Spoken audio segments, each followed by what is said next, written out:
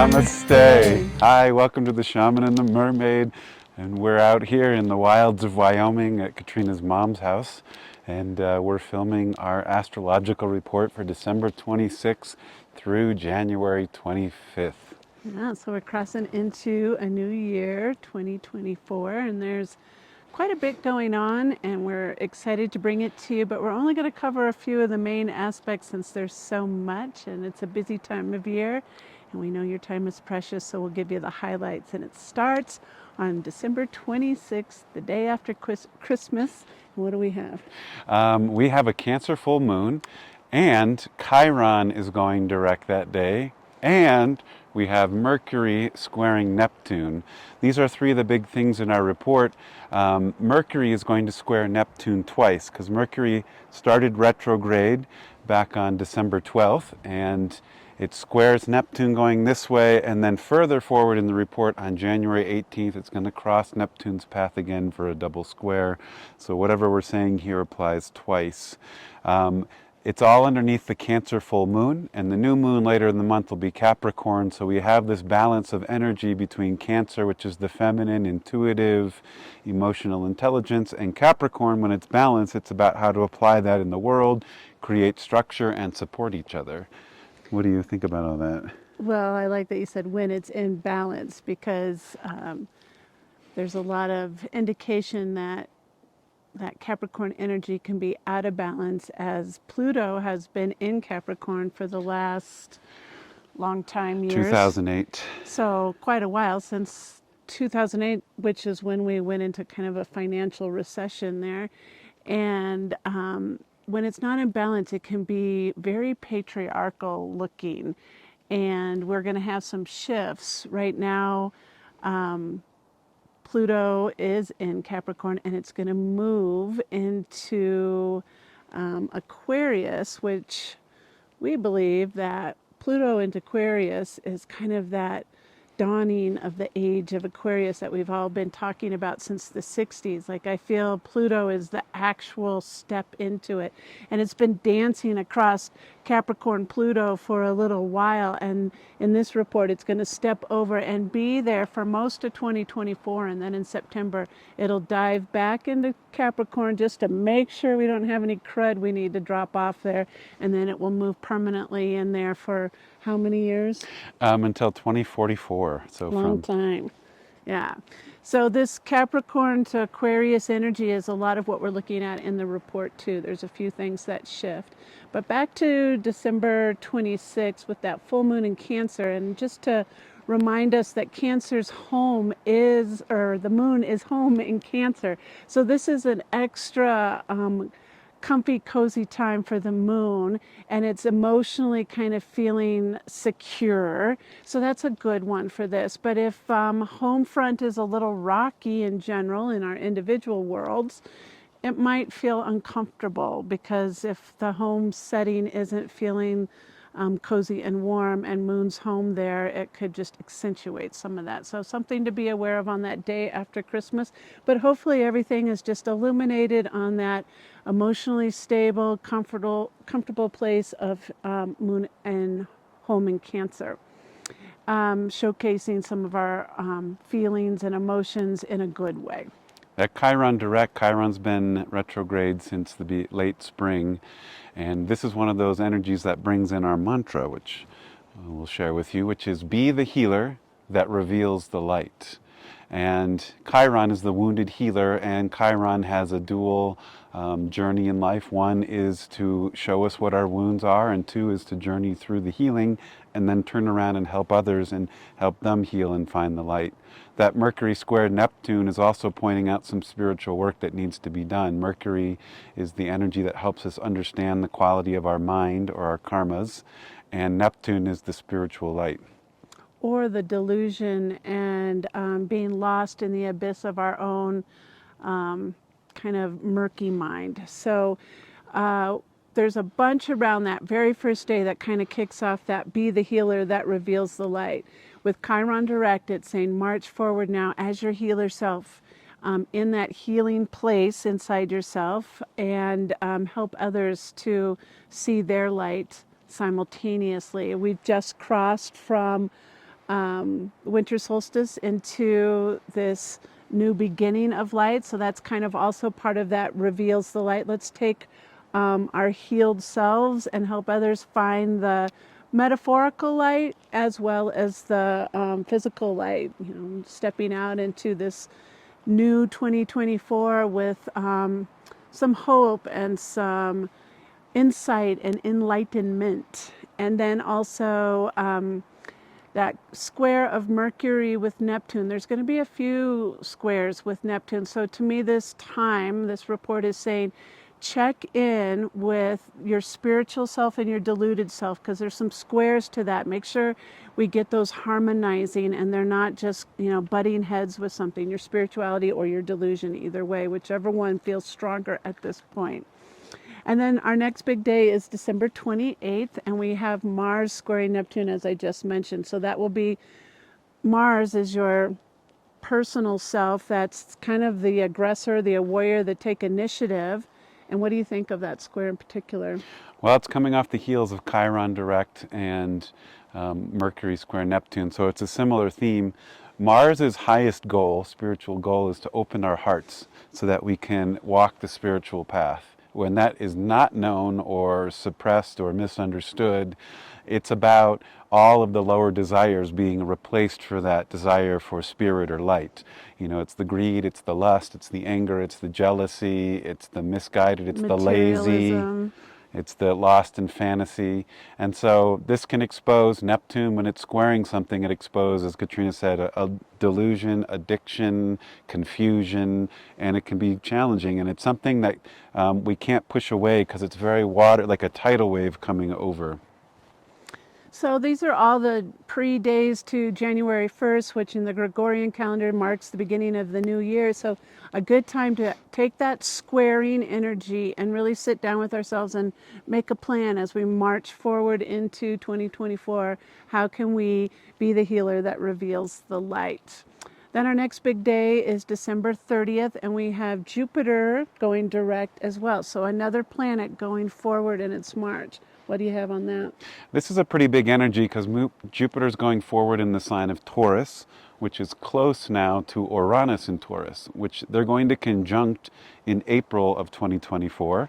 And so this movement is towards that. And that's a big energy. Jupiter conjunct Uranus is like big lightning, big revelation, big illumination. And hopefully it comes as a gentle process and awakening, like, wow, we can do this, we can get along and get together. Or it's like crash, trauma, kaboom.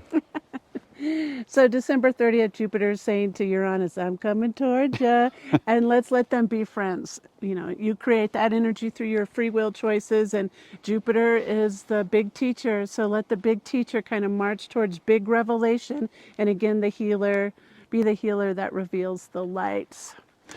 Next January one, 1st. yeah, Sorry, New go Year's ahead. Day. I was just going to say the next one's the big one, New Year's Day.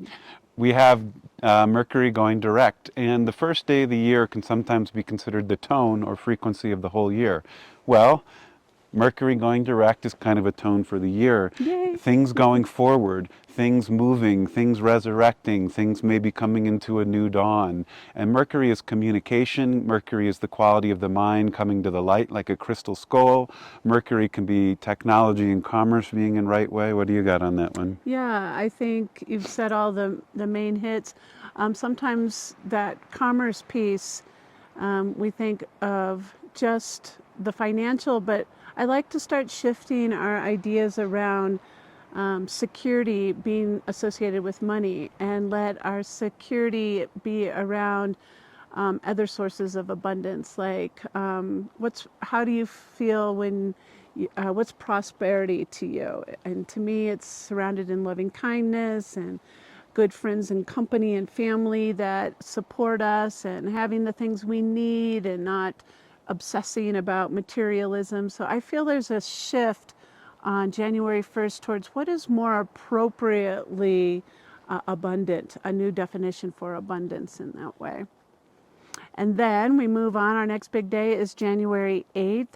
And Mercury is going to square Neptune again, as Michael already referenced. So again, what do you say that means? This is the second square, so it's a time to revisit what happened back on December 26th or around that time. It's checking in with the energy, but this time a second square is always pointing to there is more wisdom to be gained on the second challenge or conflict or need for transformation. And so there might be clarity, and the second one is more about, okay, now let's move forward and step into action and, transform what we need to do or be the healers that reveal the light. And then our next one is January 11th, and it's the Capricorn new moon. So a good day to set intention, especially in the new year, first new moon of the new year. And it's around that Capricorn energy. So this is, how did you say it in a healthy way? What does Capricorn look like? Capricorn helps support and create structures so that we can flourish and bring out the light.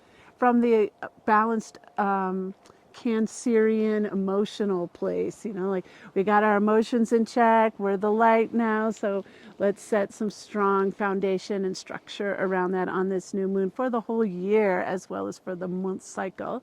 And on the same day we have a trine. Venus trine Chiron. That's a real sweet one. Venus is love and Chiron is healing, and so let's bring the healing love and be the healer that reveals the light is more of that theme that we've been talking about. So good new moon energy halfway through the report. Then we cruise on to January 20th, and we've got quite a bit going on. This is a powerful day, and to mark on your calendars. First, the sun conjuncts Pluto. This happens once a year, and it's happening at the very, very, very, very last degree of Capricorn. This is the last time Sun will conjunct Pluto in Capricorn for 240 some years. Woo, big day. So there's something to be revealed here, or some big energy in the field. The last degree of any sign is one of the most potent, one of the most transformational, and one of the most electric or revealing. Geez, big setup there. And what happens after that? Well, and then Pluto is going to move into Aquarius, as I alluded to at the beginning of this report. And so will the sun at the same time. So everybody's partying in Aquarius, which Aquarius is about revelation, is about revealing, and it's about kind of that light consciousness and innovation and bringing on new electric ideas and new technologies and new ways of being in community with each other too. So I think this is like a super powerful day, January 20th. And then Pluto will stay in Aquarius for most of 2024, as I said, but it's going to dip back for a couple months. It'll stay back through the election, and then just after the election on November 19th, it'll move forward and stay in Pluto permanently. So there's a little dip back into the old patriarch ways during the election time, and then it'll move forward into the new revolutionary ways. And I'm hoping that all this work in the beginning of the year that we are in Pluto Aquarius helps us to make our decisions for that little retrograde that we're in during that time. Also, something that is significant to mention is that the Sun and Pluto, planetary-wise, within our own system, the Sun is our outward expression of our soul self, and Pluto is the internal, like the deepest part of your soul inside. The Sun is the personality expression of the soul, and Pluto is deep, sitting in that free diam heart that anchors in, and it's the true you all the way through, and they're moving together. So there's a alignment request here from Spirit saying, get your outward expression of who you are and your internal soul self in alignment so they can move into this new dawn and be the healer that reveals the light at this time. Then our last big one is the Leo full moon on January 25th. There is a square there with Chiron again. Mars and Chiron are going to have a little square, and it'll be a check-in on that full moon to make sure that all of these things that we've been asking for our heart-centered, mature power warrior to be doing is doing. So we'll talk about that more on January 25th when we meet you back at the Leo full moon. Until then, Happy New Year, and I hope you have a wonderful holiday time, however you celebrate it. We will be in touch, and Namaste.